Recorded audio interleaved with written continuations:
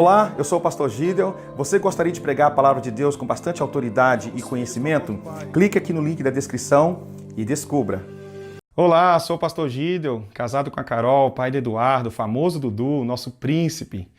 Eu estava ansioso para compartilhar com vocês essa palavra que eu tenho certeza vai edificar bastante seu coração. Eu quero começar com uma pergunta hoje. Como ganhar almas, ou melhor, como atrair pessoas a Jesus Cristo? Nada melhor que aprendermos com o próprio Jesus, já que de uma forma maravilhosa também nós fomos atraídos por ele, né? Sempre me chamou a atenção na Bíblia a descrição de Mateus do encontro de Jesus com Pedro e André, Tiago e João, no capítulo 4 do seu livro, o livro de Mateus. Segundo a descrição de Mateus, a impressão que nos passa quando a gente lê, pelo menos na primeira vez, é que Jesus estava simplesmente caminhando junto ao mar. Casualmente, ele viu Pedro e André e em um impulso repentino ele disse: "Ei, estranhos, vinde após mim, farei de vocês pescadores de homens."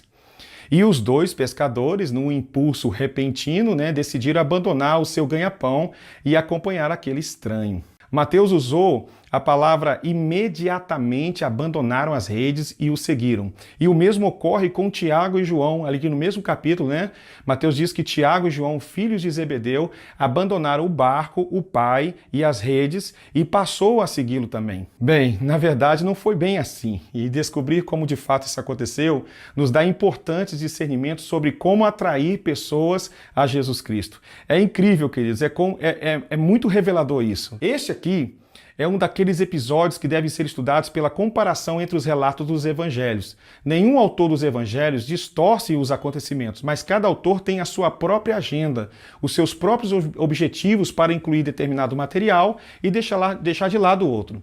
Às vezes, é necessário examinar todos os evangelhos para construirmos uma sequência de eventos mais precisa. Por exemplo, nós precisamos examinar todos os evangelhos para reconstruir as 7 frases da cruz que Jesus proferiu, ou, por exemplo, também a sequência dos acontecimentos daquela manhã, depois da ressurreição.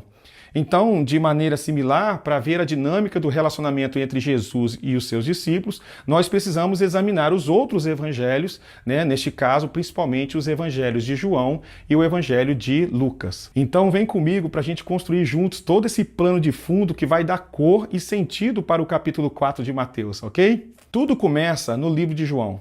João capítulo 1, do 35 ao 51. Caso queira, você pode conferir depois em sua Bíblia, ok? O texto diz que João Batista estava com 2 de seus discípulos.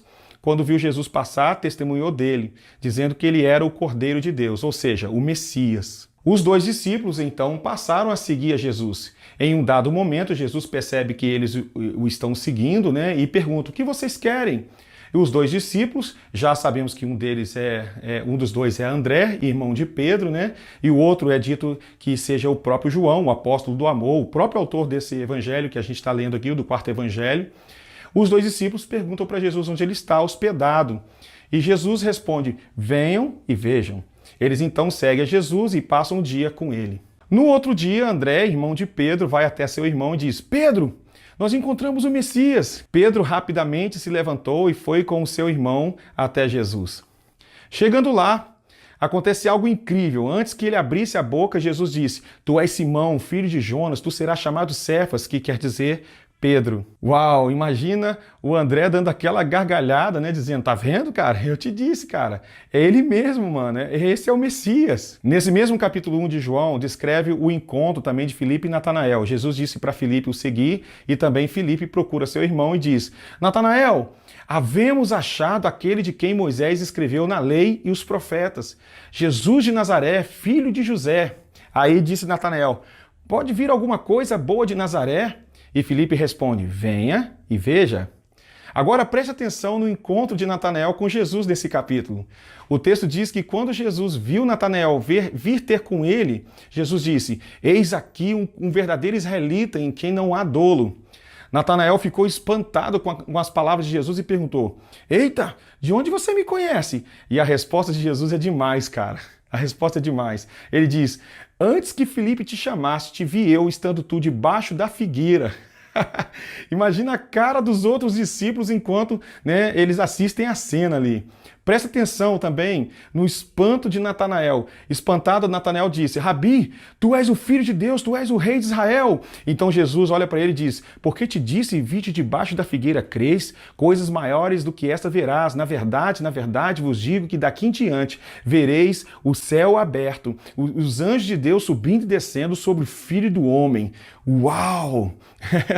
Tenta perceber as emoções desses jovens já tendo esse tipo de experiência, né? Top demais. Imagina o coração desses caras. Mas não para por aí. Vamos juntar mais uma peça desse plano de fundo que no final desse vídeo, com certeza você vai sentir daí o impacto dessa revelação. O próximo relato está no próximo capítulo de João, né? João capítulo 2, do 1 ao 11. Nós veremos que quando os companheiros, chegaram, eles foram juntos com Jesus para um banquete de casamento em Caná da Galileia e ali testemunharam o primeiro milagre de Jesus. Uau! Nesse capítulo você pode assistir a Jesus realizando seu primeiro milagre. E é interessante porque quando estudamos também esse episódio, nós podemos contemplar a sensibilidade e humildade de Jesus, pois é nesse episódio que a Bíblia diz que ele manifestou para os seus discípulos a sua glória. E isso aconteceu numa casa humilde, em Caná da Galileia, em um banquete de casamento, cara. E só para lembrar que, segundo as medidas daquelas 6 talhas de pedra, de pedras, dariam no mínimo 600 litros de água. Imagina uma caixa d'água de vinho.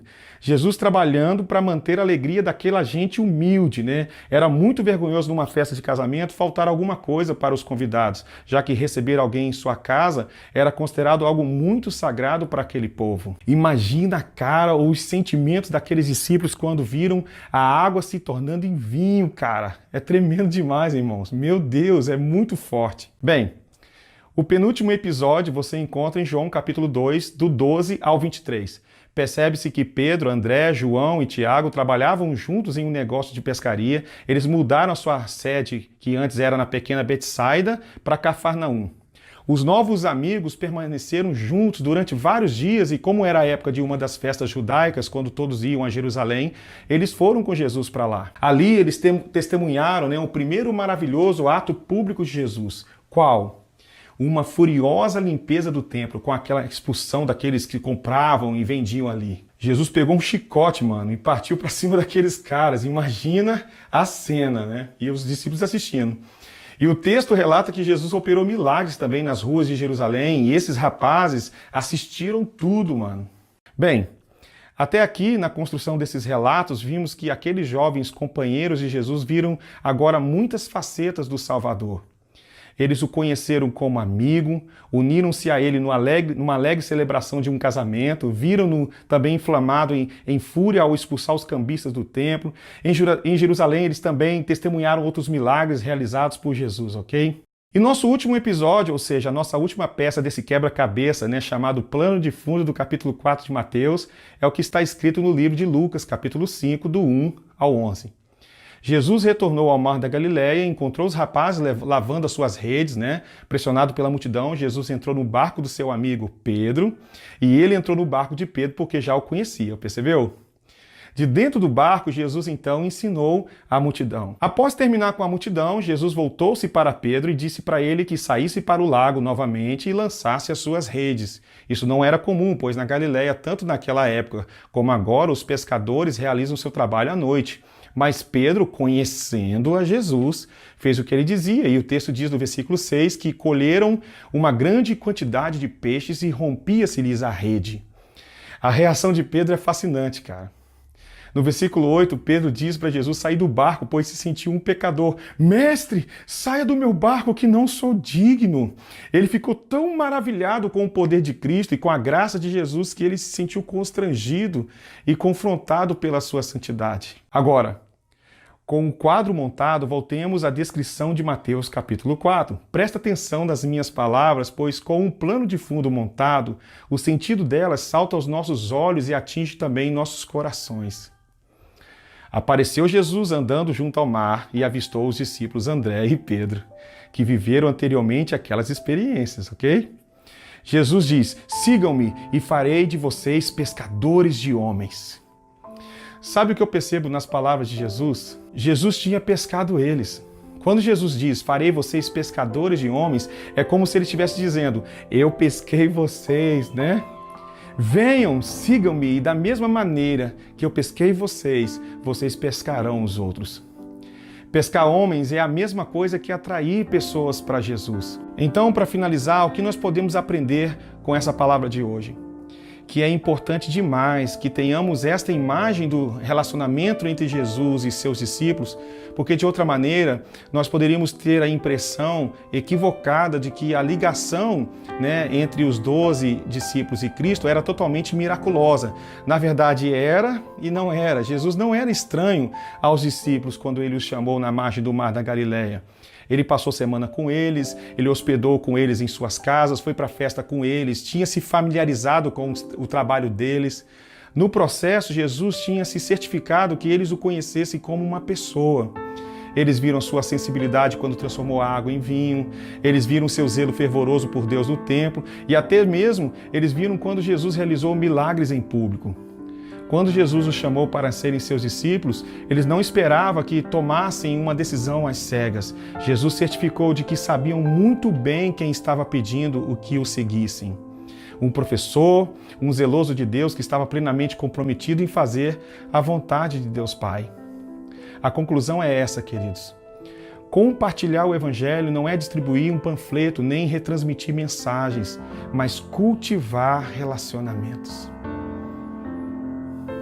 É estar disposto a dedicar tempo para permitir que outros venham a conhecer Jesus gradualmente. Era assim que Jesus pescava homens e é assim também que nós devemos pescar. Esse é um dos princípios e valores que tenho colocado no meu coração, de trazer as pessoas para conhecer Jesus a partir de um relacionamento contínuo, diário, compartilhando o coração, chorando com os que choram, se alegrando com os que se alegram. Que a gente seja assim, filhos de Deus, que atraem pessoas, pescando corações delas, como Jesus pescou o coração desses discípulos. Uau! Deus abençoe você.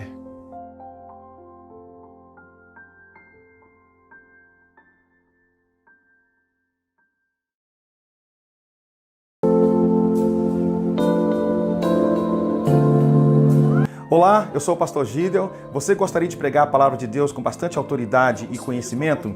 Clique aqui no link da descrição e descubra.